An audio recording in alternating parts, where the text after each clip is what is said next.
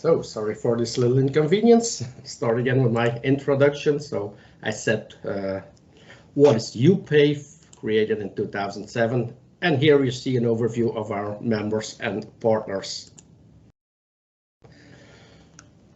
Our daily work is done in several working groups. As you can see, the one on best practices, which are, let's say, active today, environmental strategy, advocacy, concrete safety barriers, concrete pavement statistics, and communication tools. If you're interested, you can always join us as a member or a partner. You can find the information on our website, or you can always contact us. So disseminating know-how is what we do through webinars and workshops. We started with a webinar in 2019, one on concrete pavement recycling. In 2020, we talked about concrete overlays, and last year about low carbon and circular concrete. In 2015, we also started with workshops on best practices, always live events, except for the last 2 years we had 2 hybrid events. You can see all the different topics.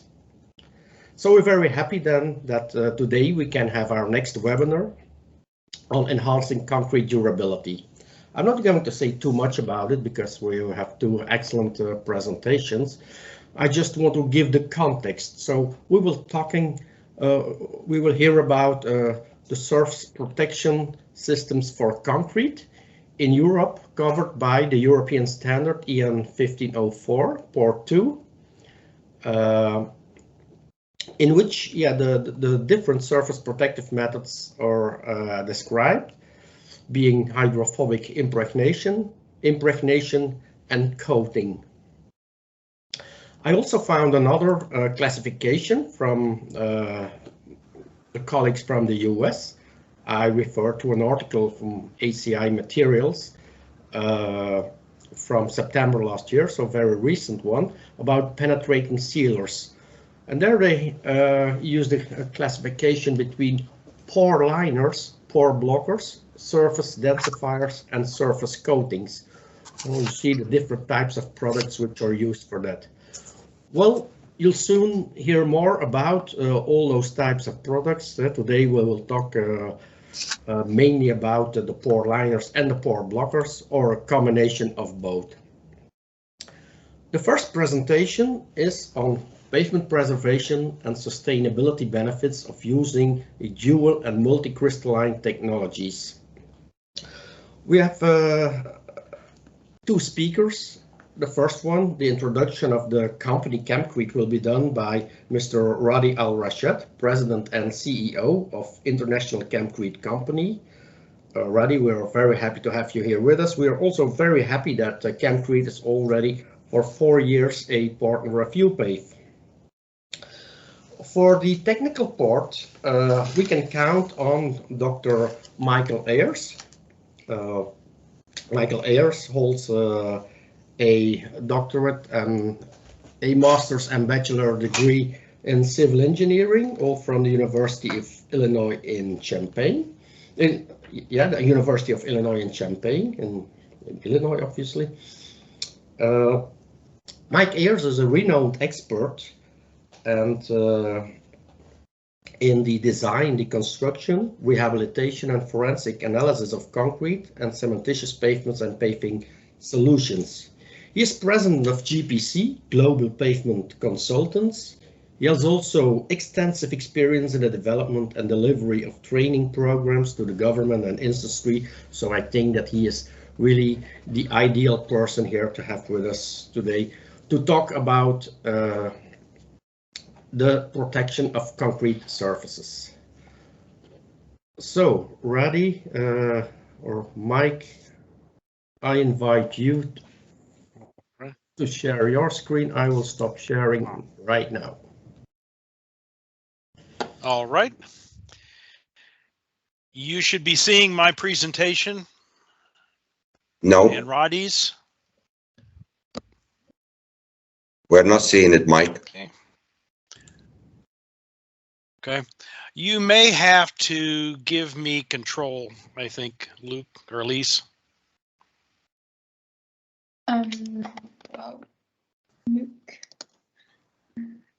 But you should be able to share your screen, even if yeah.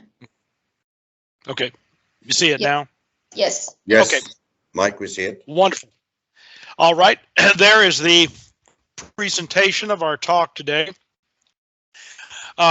We actually have a third speaker that is going to be the head of the aerodrome service at the Moldova airport, and he is going to share some information about de-icing and delamination and some issues that they've had. So without getting ahead of ourselves, let's start with Mr. Roddy. Well, thank you. Greeting everybody from Dallas, Texas. I just want to thank EUPAVE and Luke, Elise for putting this event.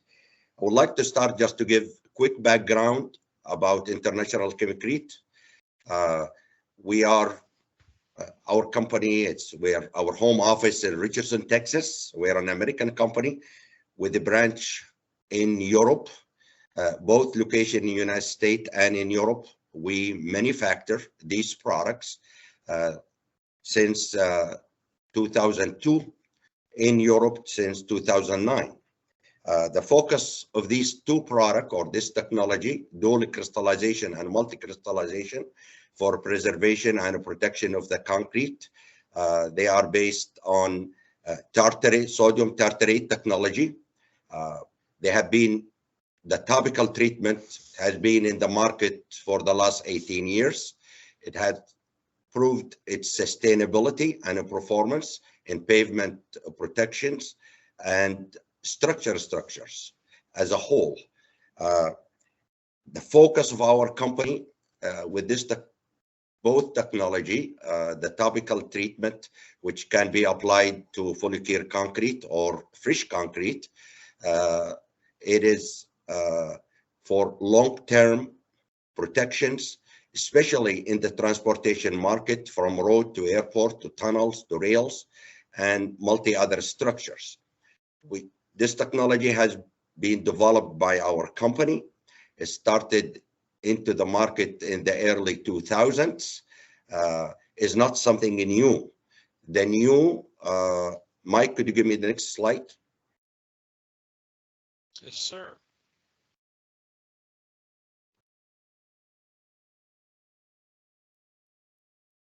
Next slide, please. After this, okay.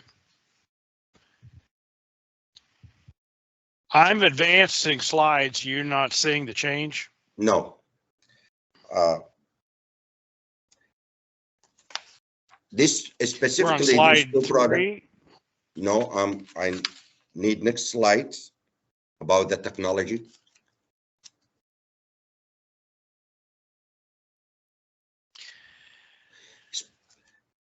While you're doing this, I can speak.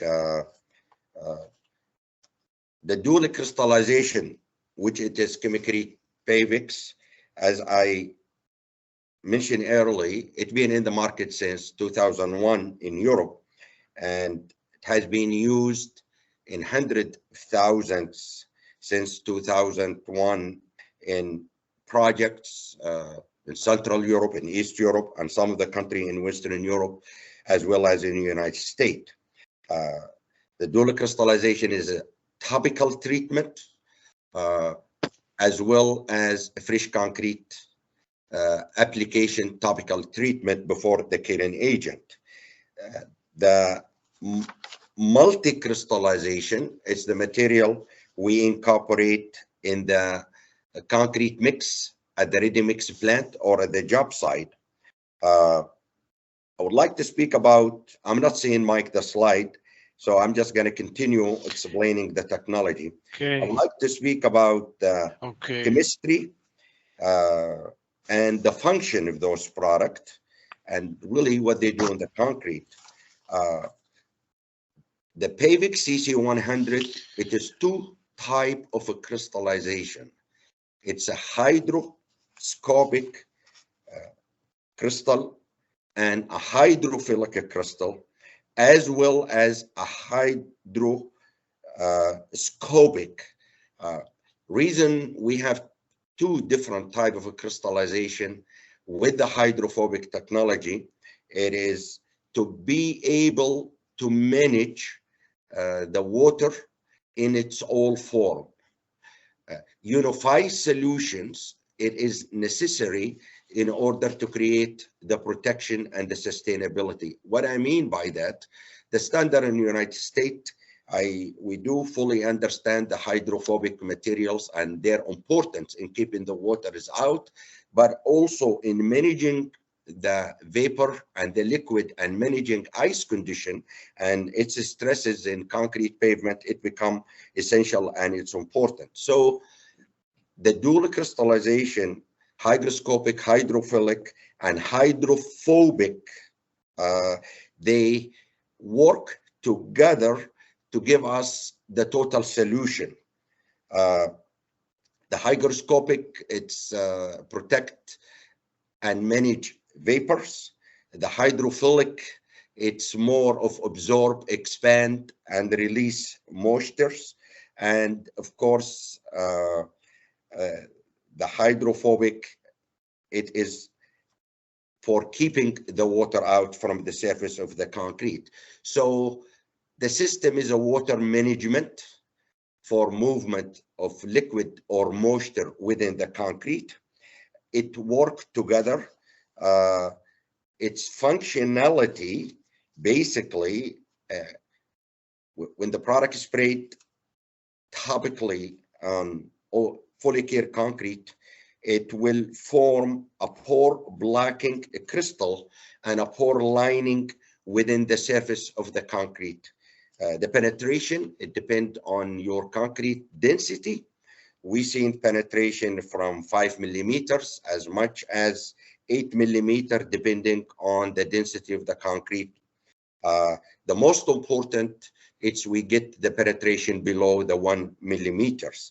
The second thing, these dual crystallization, they have capability of storing thermal energy, and where they help in a performance and the function of the crystallization. At the same time, they have an ability to absorb the vapor and the moisture within the pore of the concrete, where we minimize by expanding, like I say, in the hydrophilic, expanding and pore blocking, preventing the water from getting inside the concrete. The second thing, also, the hygroscopic crystallization within the PAVIX product, it utilizes low vapor from the concrete for its growth, and it is management and its performance. In more, we literally proved through testings and through certifications that the materials maintain concrete dry, and we maintain 100% management for the vapor movement in the concrete. And of course, we've seen that in ice condition, in a freeze condition, we've seen that in ASR reactions, and so on, how the product is performing. The other thing, as the material line the pore of the concrete and manage and compete, I repeat, compete for the moisture in the concrete, so the moisture will not be free, or the water will not be free in the concrete to freeze, like create freeze stress, or react or dissolve contamination on salt, which it is damage and break the concrete. So the crystallization manage the water. So it's a management system. It's control the water phase change. The second thing, it keep all contaminated, anything dissolved with the water, or it keep any contamination like oil, if it's spill on surface, or to create contamination to the concrete. One significant performance with the materials, it retard freezing or preventing freezing, and result out of that, this is something last year we were able to test and to vet and to certify. We prevent and we reduce ice adhesion on the surface. And we're doing that by eliminating a free water within the surface of the concrete. The same thing can be applied to the intermix product, which is the MCE, the multi-crystallization. Any encapsulated water in the concrete over time for the life of the concrete, that water cannot be free to move or to have an aggressive phase change, but rather consume good part of it by the hygroscopic crystal for its function and its growth. So ice adhesion, it's big performance for this product. Freeze retarding, it's another thing. So the thermal management, overall thermal management, what we're seeing from testings, it's done by reducing conduction of heat transfer. We manage the phase change within the concrete pore. We manage the moisture content through combined heat and mass transfer process. We prevent the freezing in the fresh concrete through heat generation and storages. These crystallizations, they do have capacity of storing heat within the concrete. And of course, we manage the ice adhesion. Now, the dual crystallization or the multi-crystallization, both, when they exist in the concrete and manage the vapor movement, that means we're managing any reaction just like the ASR reaction. And I know sodium oxide, potassium oxides, what we call the big causes of the concrete alkali-silica reaction. We're able to achieve that through 1 year testing according to our standard in the United States, like 1293, where the product met the requirement of the ASR, where it did not expand after 1 year in testing more than 0.4, which is the benchmark. Now, also, I understand that one of the good solutions for ASR, lithium compound to be used in the concrete. We were able, with water and vapor management, with dual crystallization and multi-crystallization, especially in the mixed in, to address the issue of ASR and the ASR aggregate expansion by crystallization. This is something new in the industry and is new as a technology. So the materials, what we've seen from cases study in the last 15 years, we are extending the life of the concrete. This performance with these both dual and multi-crystallization are inside, below the subsurface. They do not deteriorate just like our or any other type of protection system. The function of the material, again, I will repeat, is combinations of a hygroscopic, a hydrophilic, and a hydrophobic.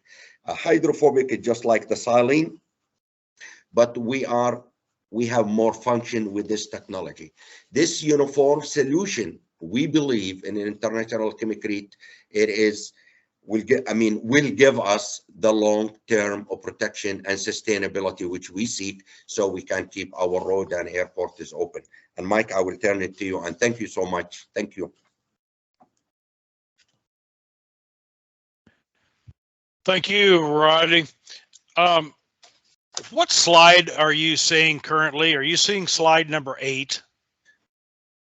I just saw the thermal management slide on ASR, and actually, okay, this is the only slide I seen in the whole presentation. We're on slide 8. I am so sorry. I'm not sure what's going on my end, but we will get through this. All right. So my presentation, or my portion of the presentation, is basically the practical aspects as we have seen in field and laboratory studies. There has been an extensive amount of research, and we also have an equal number of field trials in various applications. So I'm going to hit some of the highlights of some of those trials.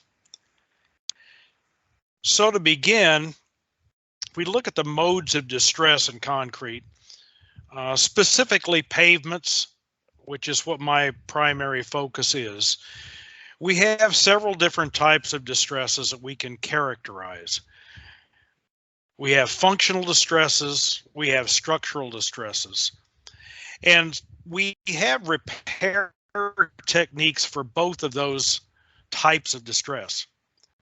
But to say the least, they're both expensive, they're time consuming, and they inconvenience the public every time one of these things is implemented, whether it's diamond grinding or full depth repairs or support restoration of the pavement. So when we discuss sustainability considerations, we have to focus on both distress types.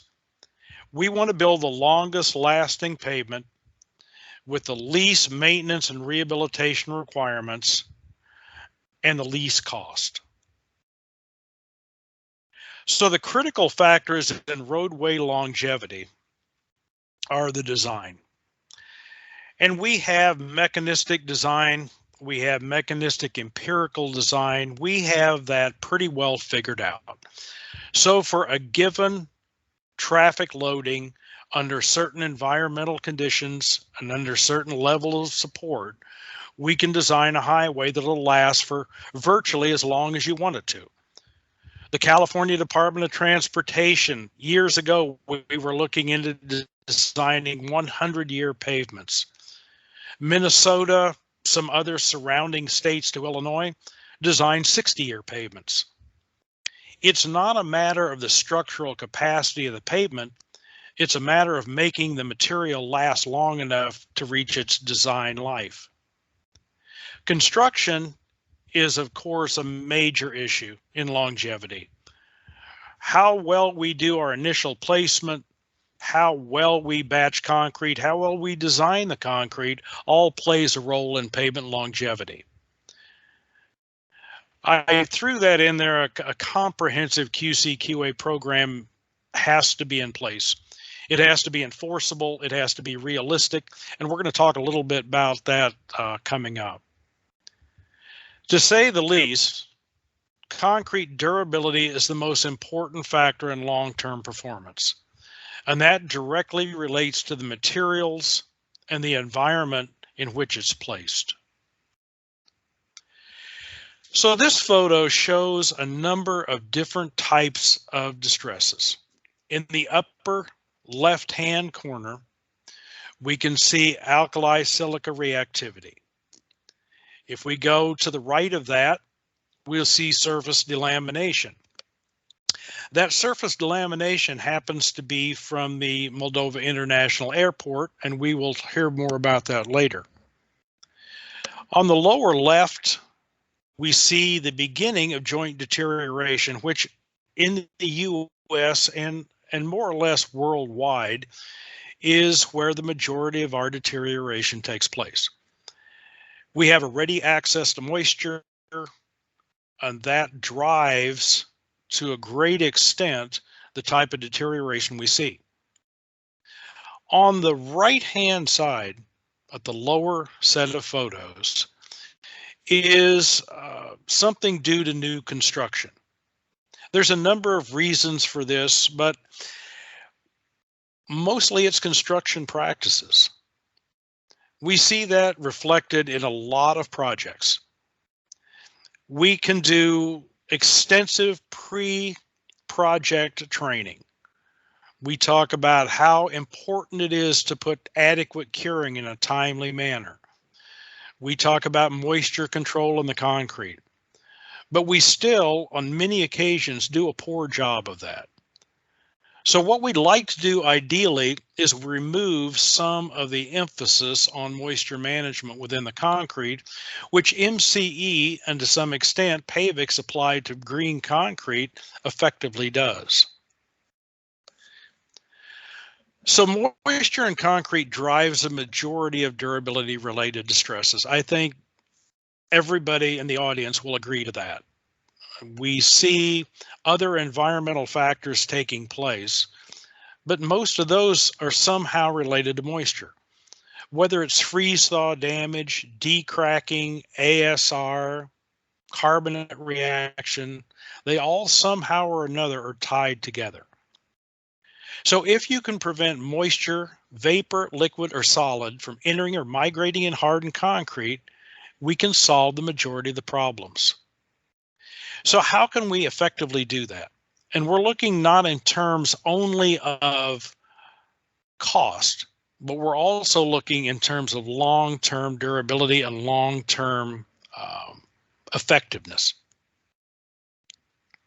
So the first thing that we generally look at least we do in the States because we're trying to minimize initial cost, is we look at how can we alter our mix design in order to give us the lowest permeability. Illinois, for instance, we are looking very hard at using performance engineered mixtures.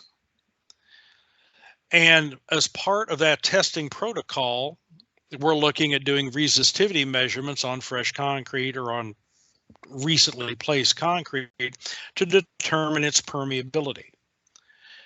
So if we can, in fact, if PEM is focusing on permeability, then we should be looking at options in order to enhance the performance of concrete through lowering permeability. Now we can lower water cement ratio, we can alter aggregate gradations, we can do all sorts of things. But what I'd like to present to you is that MCE is an effective means to do that, because it essentially fills in the capillary porosity. So if we go back to the performance engineered mix approach, how do we proportion to achieve the design goals? We have this pretty well established in the United States and elsewhere. But what's interesting to note is some of the things that we have held to be true in the past are not necessarily true now. One of the things is that if you look at permeability, we used to think that that was directly tied to cement content. Well, we know that it's tied to water cement ratio, and we know it's tied to overall water content, but how well is it correlated to cement content? That is something that's been researched here of late, and we're finding that what we held true in the past is not necessarily. Whether that's due to differences in cement, differences in the cementitious materials that we use is not quite established yet, but suffice it to say that there is a good deal of variability in some of the parameters that we have previously thought were fixed. So we have other options besides altering mix design. And as Roddy had mentioned in his opening remarks, PAVIX CCC 100 is a dual crystalline penetrating sealant. Now, in the United States, at least, we have various classification systems for sealants.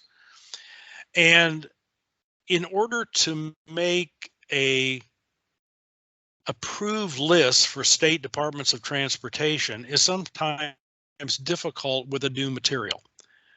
And right now we're in the process of getting this PAVIX material accepted by state DOTs throughout the US. It doesn't cleanly fit within one of their categories, so we're having to look at alternate means to incorporate that in with the specifications. MCE is the new multi-crystalline enhancer. It's not a typical admixture, so it doesn't, again, fall into one of those ready-made classifications that we so easily fall to. So, typical PAVIX application, let's talk about the surface applied for a moment. On the left-hand side is application on a bridge deck. There's many advantages to doing this. First and foremost is it seals moisture out, surface infiltrated moisture. And by doing that, you alleviate some of the stresses in terms of steel corrosion. You also eliminate or minimize degradation of the concrete by freeze-thaw if you have differential air contents, and any number of reasons why you might want to do this. Well, over the course of the last several years, we've also noticed and have researched now the adhesion of ice on those bridge decks. And I'll present some information that is pretty astounding, actually, when you look at it. If you look at the upper right-hand portion, you'll see that that is a overbanding of joints. And I'd mentioned that most of the deterioration in concrete pavements is due to joint deterioration because ready access to moisture. So by overbanding those joints, we eliminate a lot of the issues, including freeze-thaw damage because of the high moisture content and potentially low air content. The bottom right-hand photo is a trial that we did in Odessa, Ukraine on the airport, and that is spraying the PAVIX on the fresh concrete. That is a texture cure machine, and that is running about 30 meters past the paving. So we let the concrete set long enough for the surface water to evaporate, the bleed water. We spray the PAVIX on it. We allow that to soak in, and then we come back and put conventional curing on it. So what is the benefit of doing that? Well, we get very, very good penetration in green concrete. And if you look at the upper photo, the right-hand side shows the effect of the surface applied PAVIX. The left-hand side, no application. The right-hand side applied at the normal dosage rate. But even more interestingly, if you look at the bottom photo, it illustrates the effect of bridging over hairline cracks. So if you do in fact have something like hairline cracks, map cracking due to plastic drying shrinkage, it will, for all intents and purposes, prevent moisture from entering those cracks. This has turned out to be a very big thing in terms of enhancing performance and ensuring longevity of pavements. This is another effect that was somewhat known but not really researched to any great extent. This is an application that I did a number of years ago, 2019, in Guam at the airfield. Guam being a South Pacific, basically, heavy moisture, high temperatures, mold, mildew, algae growth is extreme. They actually have to go out and pressure wash, high pressure wash the entire pavement at the airfield, runway, taxiways, parking aprons, roughly every 6 months, which is very expensive, time consuming, that takes the airport semi out of service while they're doing this. So we applied PAVIX in 4 different test sections to see what would happen. Panel number A on the left-hand side is the prep surface, and panel B is what's happened subsequently to that. So panel A is no pressure washing, applied PAVIX over the existing mold and algae. Panel A on the right-hand side, with nothing done to it, it is purging the mold from the panel in 2 months. And that was over the existing mold. Panel B, no pressure wash, no PAVIX application. This is after they had done their routine cleaning. In 2 months, you can see the color shift on the right-hand side, how quickly the mold grow back.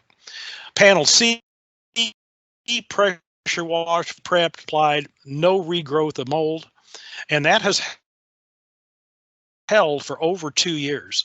If you look at Google Earth, you can actually see that panel in that airport. Everything else is darkened up, but you can clearly see that panel standing out. And then the last one illustrates we did full prep on it, pressure washed it, and this is how fast the mold is coming back. So anyway, it's interesting properties that increase longevity and increase the aesthetics of plants. So these are just some representative test results. This is freeze and thaw testing on treated and untreated specimens. Down below is the chloride ion penetration, and in all cases, putting on the PAVIX effectively reduces the amount of permeability and chloride ion penetration. This is the freeze-thaw resistance. The red line is actually lab data, and this is in a more harsh environment number of cycles than would be typically seen. On the left is the PAVIX application, and a DOT curing compound on the right is integrated MCE in the mix. And you can see the dramatic difference in the performance of those materials over the control samples. So through the course of testing, we found that somewhere in the neighborhood of 2% by weight of cementitious material gives you the maximum amount of positive results on longevity and sustainability while minimizing cost. So what does that look like in terms of actual performance? This was a resistance to chloride ion penetration, C1202. This is a 2% internal MCE mix, and it showed a 90.7% reduction in chloride ion penetration. Now, all of these tests have had subsequent testing to confirm results. And we see in every case that the results are in fact confirmed. They may vary slightly, but they're very close to that number. How about freeze-thaw resistance in terms of mass change? The mass change of the untreated mix versus the 2% internal is really dramatic. Now, those shape of those curves doesn't seem too awfully different, but if you look at the scale, the mass change at 300 cycles for the untreated mix is somewhere around 5 to 6%. If you look at the mass change of the treated sample, after 3, it is less than 0.5%. If you look at the dynamic modulus, freeze-thaw resistance again, and we have the reduction. This is sample 1, 2, and the average, and then down on the bottom is the treated mix. So we see a dynamic modulus reduction from 100 to 75% with the treated, and with the treated material somewhere in the vicinity of about 96%. So we have a tremendously high maintenance of dynamic modulus. The ASR portion of this is also very interesting, and pointed out that if you don't have a ready source of moisture, the alkalis and the reactive silica in the material, or the concrete material itself, really is not that important, because you have to have moisture to drive the reaction. So what I thought was interesting about this is, if you look up there what I have circled, there's a 32% decrease at 0.47 water cement, 74 decrease at 0.39 water cement. Now keep in mind that this ASR testing was done on an extremely reactive aggregate. So there is a very good benefit to putting this internally in the concrete, because for no other reason that it is uniformly distributed. The PAVIX applied on the surface obviously keeps out surface moisture, but it doesn't go down. If you've got a 12-inch slab, it doesn't go down to the bottom of the slab. The MCE does. It's uniform throughout the mix. So got this data recently. This is run, excuse me, for 360 days. Knife River aggregates are highly reactive. And this is the ASR testing that was completed by the laboratory that did the majority of this testing. And you can see on the bottom that although it has not plateaued yet, it is easily within the specifications for any DOT in the United States in terms of ASR mitigation. Because we don't base our tests necessarily on one-year tests, we base our tests on early testing, like we're going to be doing for the PEM approach ultimately. So anyway, it's an important fact to note that the ASR mitigation is a long-term mitigation. It's not something that comes and goes as a function of something applied to the surface. This is particularly interesting, and I only put this in to describe why we have to look at maybe a different testing protocol. If you look at the data in this table, it would show you that the sample that is treated seems to have much more moisture associated with it, meaning that when you test a sample, it shows that it has a lot higher internal moisture than the untreated sample. Well, that is true. The numbers don't lie. But the explanation is that the material or the moisture within the sample is embedded in the crystal. So if you look solely at the amount of moisture emission and the amount of moisture retained, it doesn't conform to standard calls because of where the water is fixated. So the point to be made is there. In the case, the held water doesn't contribute to internal distress due to freeze-thaw cycles, not able to participate in adverse reactions such as ASR, and therefore probably needs to be reconsidered in terms of the testing protocol. So we ran some water permeability tests. This is done based on a Corps of Engineers testing protocol, which is significantly higher than DOTs use. It has a high pressure differential. And if you look at the bottom is the control, 2.2 10 to the minus 6 centimeters per second. All of the 2% internal MCE samples tested at 4.9, 5.1 times 10 to the minus 10th. So it is multiple orders of magnitude less permeable for an identical mix, which speaks to how well and effectively the capillary porosity is closed off by virtue of the crystal growth.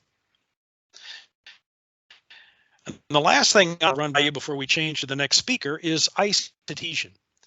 So there's an ongoing study at the University of Texas in Arlington trying to quantify the observation that many of us have had in that ice doesn't adhere to PAVIX treated surfaces, or for that matter, MCE surfaces. So shear tests thus far have shown that there's a reduction in ice adhesion of about 90% for the PAVIX surface applied, 70% for the MCE samples, noting that the difference may be somewhat due to the effect of surface texture of the samples. The MCE samples were actually sawed samples. The PAVIX samples were in 2x2 cylinder or 2x2 cube molds that were struck off. They may be very close to equivalent because we think the MCE is probably higher. Without getting ahead of myself, this is the ice adhesion test results we aren't yet, but this is indicative of what they're seeing. If you look at the shear stress of the untreated sample on the left-hand side, somewhere around 90, 85, 90 psi required to shear the ice layer off of the concrete. Compare that to the two on the right. That's PAVIX application in the middle, and that is MCE application on the right. The PAVIX application has a shear stress to shear the ice off of the surface of the concrete of less than 10 psi, as opposed to 90 psi for the untreated sample. There's going to be a lot more coming out about that, but that is truly fantastic results. And the last slide in my presentation is some samples that are photos that were done in Texas on bridge decks. So if you look at the Collins Street Bridge, it was treated in November 2002. Left-hand side is the PAVIX treated. If you go directly below that is the untreated side. This is the same snow and ice event. You can see how much snow is retained on that bridge deck in the lower photo. If you go to the other, you'll see the same effect. Different location, same effect. If you go to the Spring Valley Road, treated July 2021, you can see not only does the ice adhesion significantly differ, significantly lower, but the PAVIX tends to dry the surface off of the bridge deck much quicker. So I have at my house roughly 50 cubic yards of concrete and test slabs that we poured last year and the year before, and I see exactly the same behavior. We had an ice event probably about 2 weeks ago now. We must have had close to a ½ inch of ice. You could literally go out with a shovel and push it off of the surface of the concrete where PAVIX was applied. The control samples, you couldn't even chip it off with the shovel. So there is definitely something to be said for this. And it has some real implications in terms of de-icing budgets for agencies, but it also has a significant amount to do with longevity and sustainability. If we don't put the chlorides on the road, we don't really have to be all that concerned about chloride intrusion, even though by virtue of having the PAVIX, we overcome that. All right. Oleg, are you on, sir?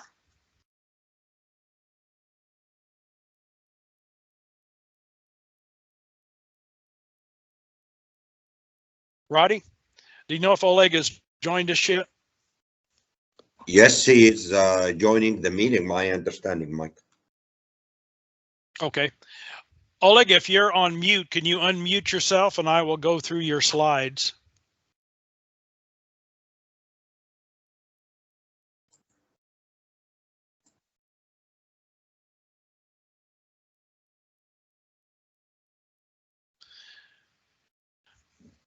Well, we might have a bit of technical difficulty here. Yeah. Maybe you can already move forward the slide. Yeah. Okay. We are running out of time. All right. Okay. We'll do. Oleg, you're on. I gave you control. Anyway, this is the airport application in Moldova. I see you moving the cursor around, Oleg, so you're.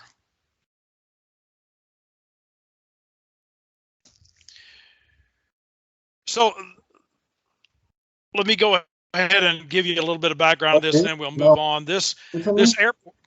Oh, you're going? Yeah. Yes, sir. Can hear you. Hello, everybody. We do this. We have some technical problem a few years ago with the damaging of the surface, new surfaces, which was built in 2018 and 17. And the reason was we have a huge surface of scaling from the top of the concrete surface, and was new, or maybe 2 years old. And after that, we make a huge evaluation and decide to use the PAVIX material. And the material was applied on the surface around 140,000 square meters. And it was a new runway and some part of apron and 2 taxiways. After the application was done in 2019, after that we see that the damage of the pavement was stopped. And another thing we realized that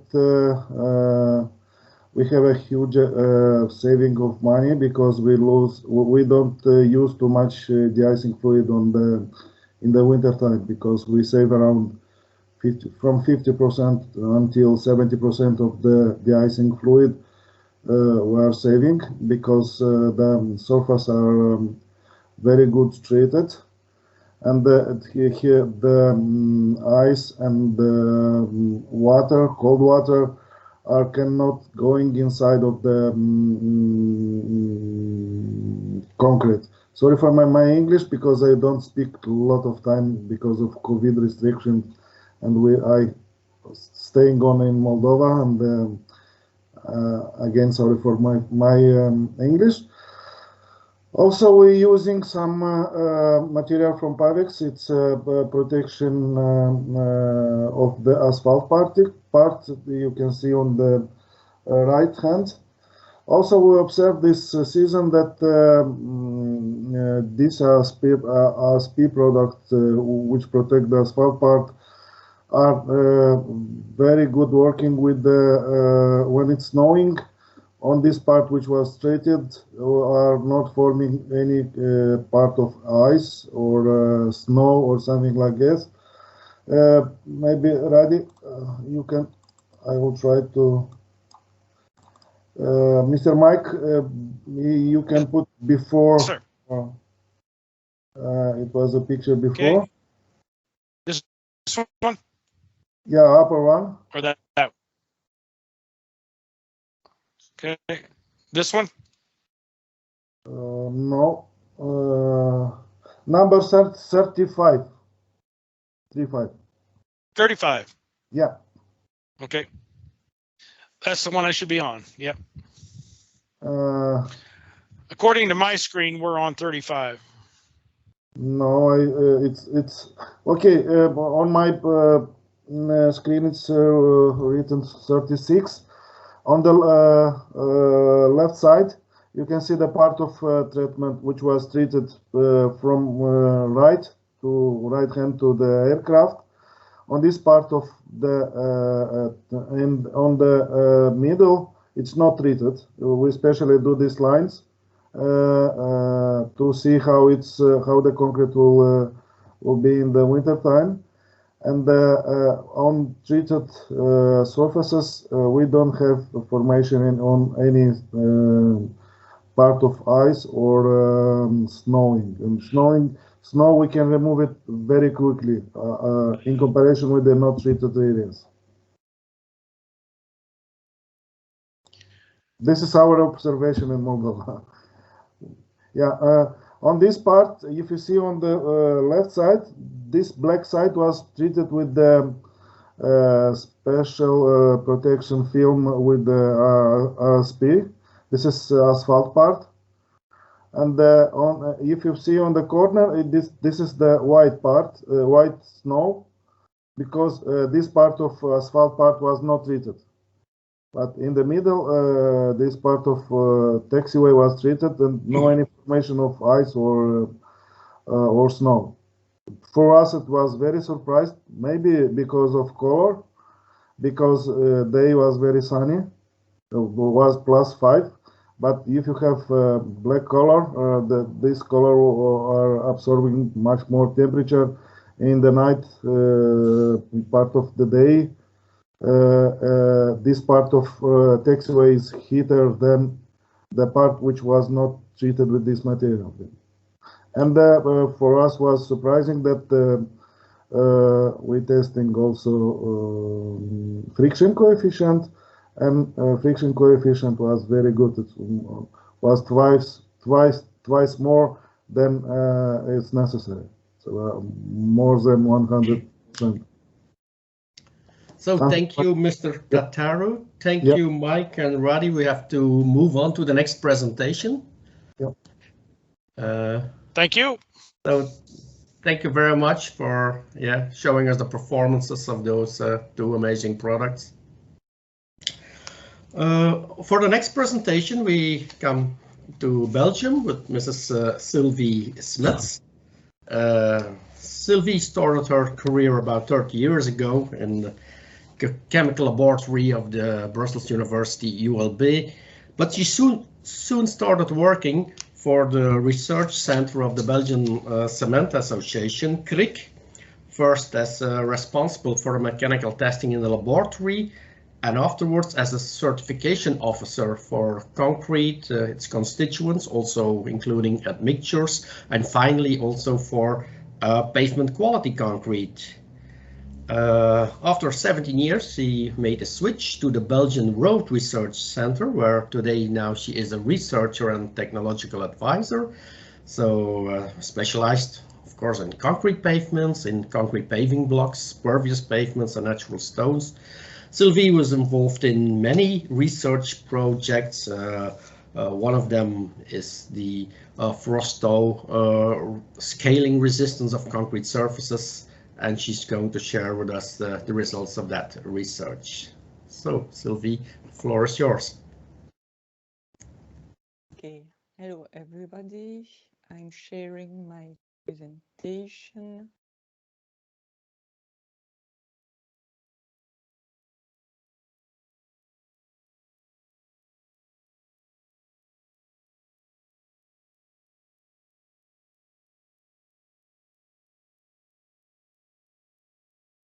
Okay, do we see the presentation?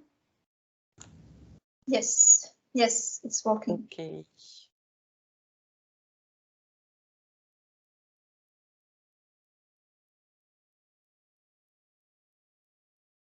So, hello everybody. In this, Luc, thank you for presenting myself.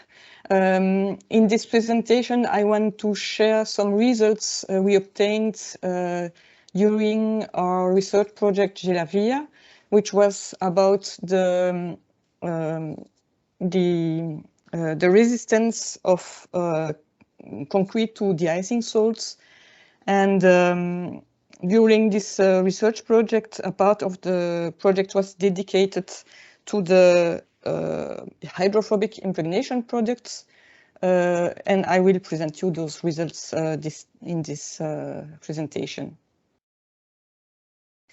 So after the introduction, I will give you more details about the results we obtained in the laboratory and on construction sites where hydrophobic impregnation was applied. Some results about aging of impregnated samples will be presented too, and then I will conclude the presentation. So in Belgium, the durability of concrete road is largely dependent on freeze-thaw resistance in the presence of de-icing salts of the concrete composition. In the winter, we have a lot of temperature fluctuation around 0 degrees Celsius until now. This is the reason why much salt spreading is executed. And sometimes scaling appear afterwards, as you can see on the photograph here on the slide.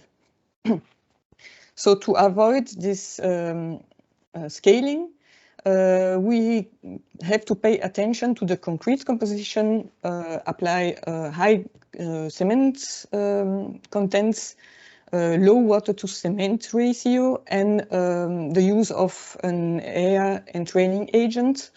And on the other hand, we can check if the concrete composition is resistant against scaling by a test method to assess the resistance to scaling. And so limiting values for the concrete compositions on one side and for the test method, the result of the test method on the other side, are prescribed in the regional tender specification as a function of traffic load. Here on this table, you can see the limiting values of concrete composition as applied in the specifications. And as you can see, the cement contents are quite high. Water to cement ratio are limited to a maximum value, and the air content is asked. The use of an air entraining agent is asked in most of the cases. Here in this table, you can find the limiting values for the slab test, the test we execute to assess the resistance of the concrete composition. Concerning this test method, in the past, all regional tender specifications refer to an old ISO DIS standard, but since the publication of the European Technical Specification, CENTI S 12390, the new slab test was incorporated in the Flemish tender specification, and this is the reason why you can see on the row for the Flemish tender specification SP 250 other limiting values because the test method is different too. So you can pay attention to the concrete composition, but and normally we will get a composition which will resist to scaling. But in some specific cases, scaling can nevertheless be observed. In Belgium, hydrophobic impregnation is applied in some specific applications which are more sensitive to the ISO effects, like manually placed road concrete, colored bicycle lanes, or imprinted concrete. Concerning the hydrophobic impregnation products, those products are used to improve the durability of concrete by preventing the penetration of water and salt solution into the surface. The exposed surface of the concrete is impregnated with a water repellent agent, which is usually based on silane or siloxane compounds. And after polymerization of those products, silicone resin is fixed in the pores, which become water repellent, but evaporation outside the concrete is still possible. When hydrophobic impregnation is applied, the pores and capillaries are internally coated, but not filled, and there is no film and no change of appearance of the surface of the concrete. So these are not coating products. You can see them when they are applied on the surface. In the European standards, those products are called hydrophobic impregnation, but in some papers or documents, they are also called penetrating sealers. That's the general term. And for the hydrophobic impregnation products, they are called pore liners sometimes in the literature, in the documents. Those products are specified according to the guidelines of European standards about the protection and repair of concrete, where limiting values are given for different properties, for the penetration depths, for the water absorption and resistance to alkali, for drying rate coefficients, and for the resistance against freeze-thaw salt stress.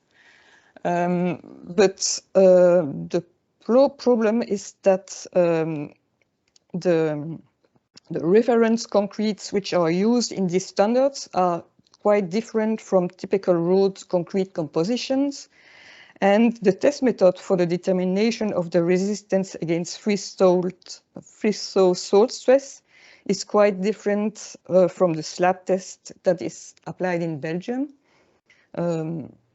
If you look to the immersion phase, it's different. The thawing phase is different too, and the measurements of the temperature on the samples and in the fridge are different too. So due to those differences, it is not possible to simply apply the standards when we want to assess the efficiency of impregnation against scaling for one given road concrete composition.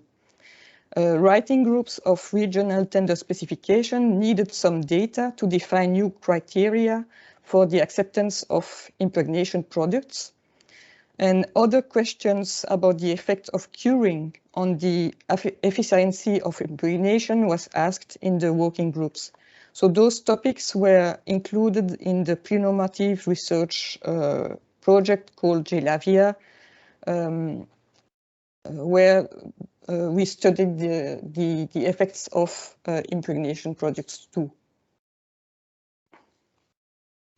So in the laboratory, we did some measurements of the characteristic of the hydrophobic impregnation products following the European standards, and then we measured the resistance against scaling of each sample.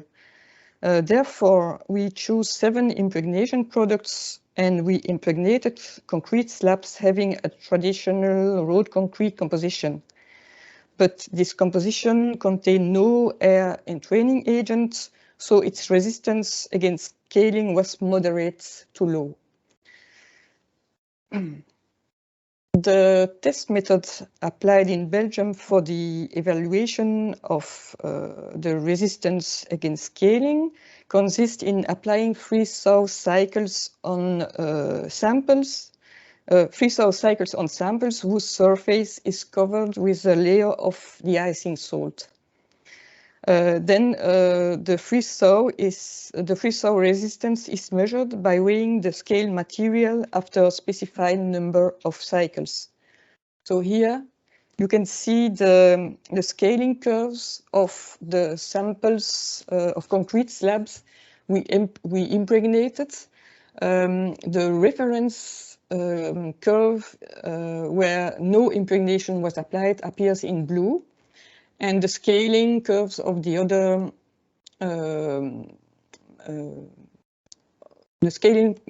other products appear on the graphics in other colors, and as you can see, all those curves are depleted if you compare them with the reference concrete.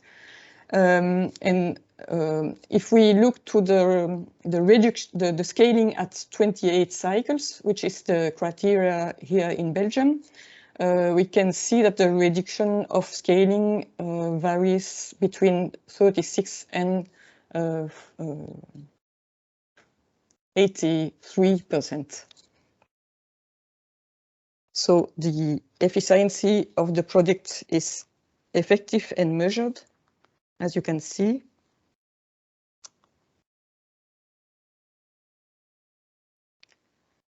Concerning the penetration depths, the measurement was executed following Table 3 of the European standards about a protection of concrete. The measurements is done on a broken surface by spraying the surface with water and measuring the depth of the dry zone. It was sometimes difficult to measure this zone because the depth was only a few millimeters. Moreover, the interface between the dry and the wet zone was not always straight, which leads to sometimes high variability of the results of the measurements. On this slide, you can see on the left side the measurements that were executed on the different samples with different impregnation products. And on the right side, we reported the scaling curves that we saw on the preceding slides. And near the curve, you can see the results we get concerning the penetration depth. And as you can see, we didn't find any obvious relationship between the scaling value and the measurement of the penetration depth. The water absorption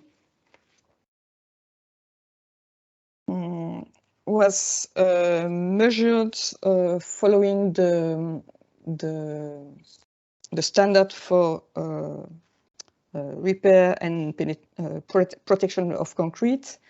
And the principle of the test is to compare the rate of uptake of water of impregnated and of non-impregnated test cubes, and the ratio of the rates is defined as the absorption ratio. The long-term durability is assessed by measuring the water absorption after an immersion in saturated potassium sulfate solution. So we get two values for each measurement on the impregnated samples. And the results are reported on the left side, and again on the right side of the slide, you can see the scaling curves with the results we get, which were reported near the curves. And again, we didn't find a relationship between the absorption ratio we measured and the scaling.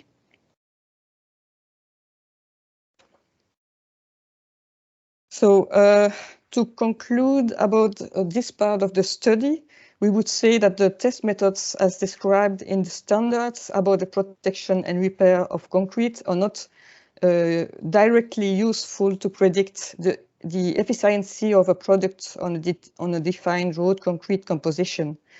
The test methods must be adapted, and for the moment, a slab test has to be done to verify the efficiency of the products. But it takes time to realize this type of test. We need 2 to 3 months before getting a result for a measurement at 28 cycles. So it will be useful to find an easier and faster test method to do this. We tried measurements of penetration depths and absorption rates, but as we saw before this, we didn't find a correlation between those results and the resistance against scaling. But maybe the correlation would be better if the penetration depth was measured by image analysis, for example. Maybe the results would be less variable than our measurement. And another point of attention is the rate and timing of application. We think we have to consider this important point, and measurements should be done with different application methods by changing the rate or by changing the planning of the execution of the impregnation. This could be a new objective of future research. Another test which is not described in the standard for protection and repair of concrete is the measurement of the contact angle. This test is described in some papers and documents, and it would be of interest to try this method too.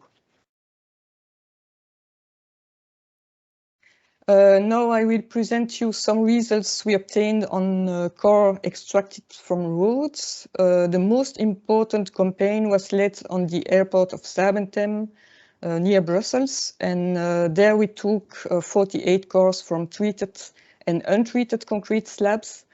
The scaling curves of the untreated samples are represented in solid lines. Sorry, here's the graph with the scaling curves. The scaling curves of the untreated samples are represented in solid lines, and the treated samples are given in dashed lines, and we can observe that impregnation has really an influence on the resistance to scaling, even on site, when the measurements are executed on site. So we can see that the impregnation has an effect, even if the impregnation is old, and we saw an effect even on impregnation of which was done 8 years ago.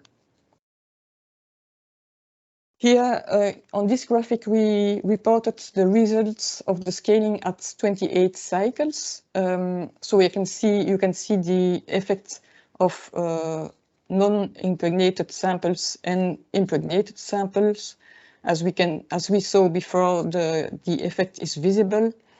In this part of the research, we applied 2 types of de-icing salts for the slab test. Traditionally, it's sodium chloride de-icing salt that we have to use, but we did the measurements with potassium acetate de-icing salts, which are applied on the airport. And we can see here on this graph that the potassium acetate gives much lower scaling values than sodium chloride solutions.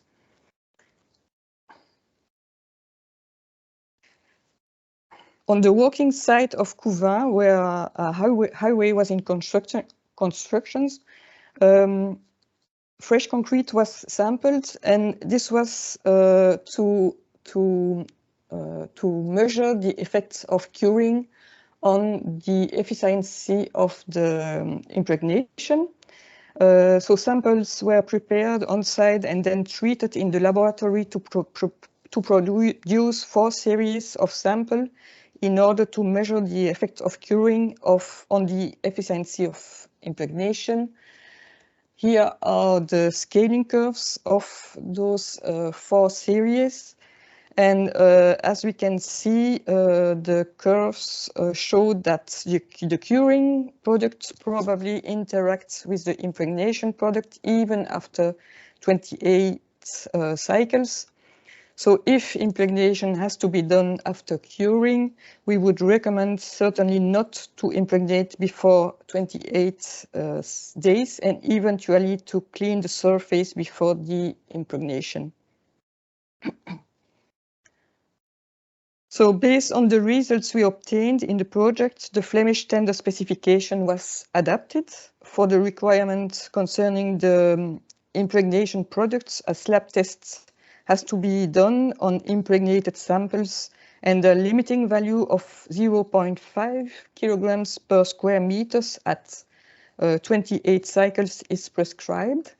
And for the execution of hydrophobic impregnation, it is now specified that the surface has first to be cleaned, and the impregnation has to be done at least 28 days after the execution of concrete pavement.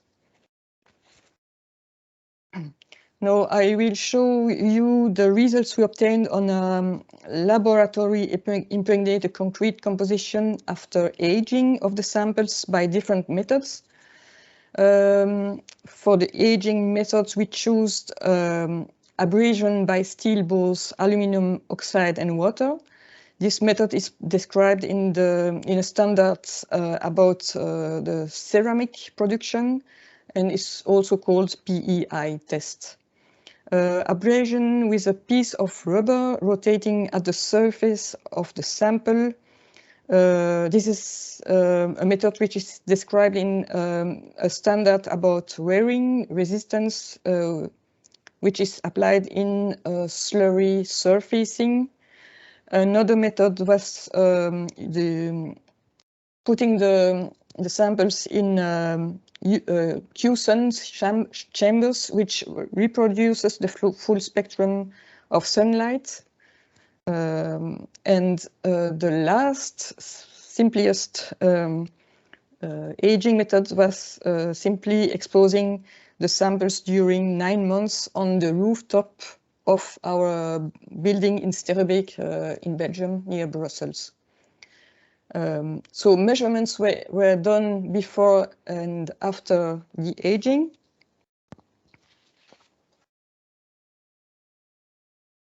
And here are the scaling curves of the different samples. In blue line, continuous blue line, this is the reference curve of non-impregnated sample. No, sorry. This is the curve of the sample which was not exposed. And as you can see, we observed that the Q-sun aging and rubber wearing had a poor effect on the efficiency of impregnation. And we can see that PEI abrasion strongly reduces the efficiency of impregnation. And so surprisingly, after 9 months on the rooftop, impregnation had lost most of its effects. And so this was the most severe aging process that we could apply for our project. But this was done with only one product. So to conclude this, I would firstly say that hydrophobic impregnation can enhance durability of road concrete with respect to freeze-thaw cycles with de-icing salts. We didn't find any obvious relationship between the properties of hydrophobic impregnation products following the standards and the resistance against scaling. But further measurements have to be done to check this. So we found that curing can have an influence on the efficiency of impregnation, and waiting time is necessary before applying the product. And we saw that aging could reduce the efficiency of impregnation products against scaling, but more test results are to be done before to better understand the individual effects of this. So I thank you for your attention. Okay. Thank you, Sylvie, for this very clear presentation. Nice and time. Well, we have a few minutes for some questions, if there are any from the audience, which you can write in the chat, or you can. So we get a question. Hi, Sylvie. That was a very good presentation. Enjoyed it. Thank you. I was just wondering why is it? I mean, in the States, we put air entrainment in virtually everything. So all our testing is generally done at 5 to 6% entrained air. Why is that different in your testing protocol? Is that just not a thing that's done? In the tender specification, you mean? It's not obliged.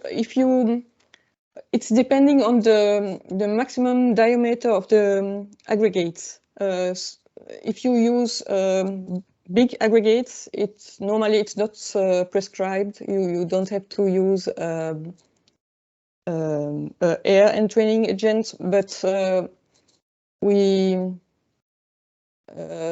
I think above 32 millimeters of diameter, you don't have to use an air entraining agent, but normally the maximum diameter is 20 millimeters.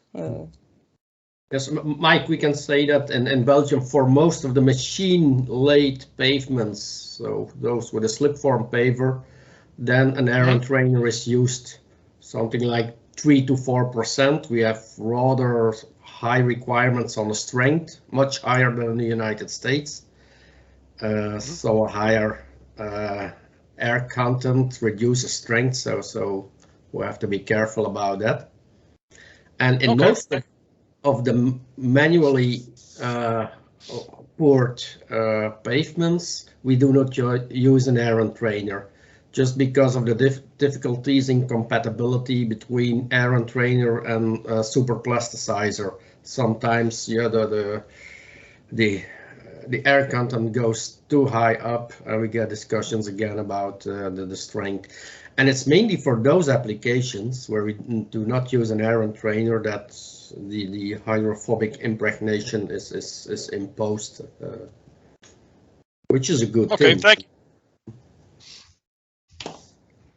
And so, Mike, I have a question for you. As you've heard that for the pore liners that we use, we tend to use a number of weeks before applying it because we want the concrete somehow to dry out to make the pores accessible. Well, you mentioned the example where the PAVIX CC100 was used immediately on the fresh concrete. Can you tell us again how is that? What's the real difference? Right. What we were trying to assess is, could we in fact put PAVIX on prior to the application of curing compound? And I have some test strips out here, but for that airport job, we paved out with a conventional mix. We held back the texture cure machine probably 30 meters. We placed the concrete, and it was a low water cement anyway. It was, I think, 0.34, 36. We let the surface water flash off.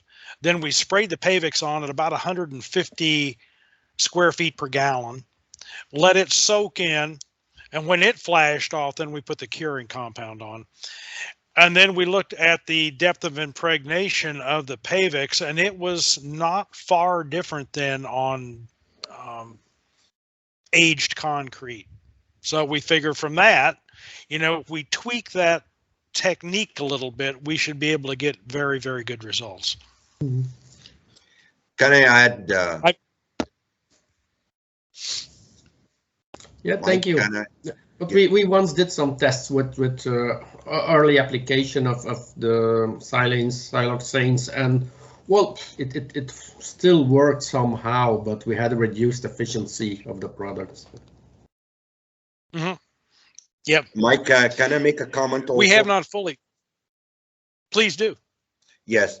Our product, the PAVIX CC100, it functioned by penetration in the subsurface and diffusion in the subsurface. The crystal growth, and by later on, when they get at least 1 millimeter below the subsurface, we see them, through the cycle, they'll have a cycle, the wetting and the drying, they diffuse in the subsurface, and they basically grow in the capillarity and the pores, of the concrete surface. Now, that function do not require really, even though we seen penetration at 3 and 4 and 5 millimeter in a fresh concrete, we like, to see even more penetration. But in the fresh concrete, like lower water cement ratio up to 4:2, we seen as high the average 4 millimeters, and I believe that's sufficient, especially in application when we are paving after the pavers, because the time we seen, do not go beyond 30 minutes, after the texturing of the concrete with the slip form, just like some of the application we did, we were able, when we apply it at 150 square feet per 1 US gallon, we seen the product very quickly absorb within minutes within minutes. It did not really create any interruption. We're concerned with interruption or delays, to leave that concrete open before you put the cleaning compound. It becomes not issue at all. Thank you. Okay. So, Mike, there is a question for you from Peter, and it's about the same question about what I explained. So he says, if you use air entrainer in the United States, do you also do this for the more liquid mixtures, so S3, S4? Because that's precisely where we have the problem of keeping the air content under control. Right. We've run air content. Some of my test specimens out here, everything was done at 0.42 water cement, and we did one series of slabs at 0.50. But I agree with you that the effect of superplasticizer on trying to target an air content makes it very difficult. But we were targeting 5% air on this particular 4. And we were at about 6.5, I think, is what we finally ended up with. So I understand it's just not normally done here. The only time I can imagine that we do interior floor slabs, we don't generally air entrain. But even there, we're getting 2.5% just by virtue of mixing. Yes, of course, yeah. Now I also have to say that in Belgium we mostly use blast furnace slag cement, which has also a different working with the air entrainer compared to the Portland cement. So that's also a difference. Mm-hmm. Yeah, we're getting ready to convert. For our European listeners, I want to say that the 150 square feet per gallon is about 300 milliliters per square meter. So it's quite. We haven't. We're starting to convert to PL1 cements, the Portland limestone cement. The cement companies are advancing that very, very quickly. I think this series of products will work well with that. It'll be a finer grind by virtue of the incorporation of limestone, and we're looking at running at 10 to 15% limestone on the PLC. Right, thank you. Is there any other question from the audience? If not, then I will close this webinar, maybe with just a conclusion. We heard 2 great presentations, and I've learned, in some cases, whether it's that manually poured concrete with no air entrainer, or for some applications like the airports where the icers are massively applied, well, in those cases, the penetrating sealers are an excellent solution to protect the concrete surface and to extend the functional and structural service life of the concrete pavement. However, just one important final remark. The application of a penetrating sealer should never be a pretext to use a lesser quality concrete. Start with a good concrete and make it better by protecting it. So, I want to thank all our speakers, Radi, Mike, Mr. Tataru, Sylvie, thank you. Thank you all for being here with us, all the audience, and hope to see you back for our next event with EUPAVE.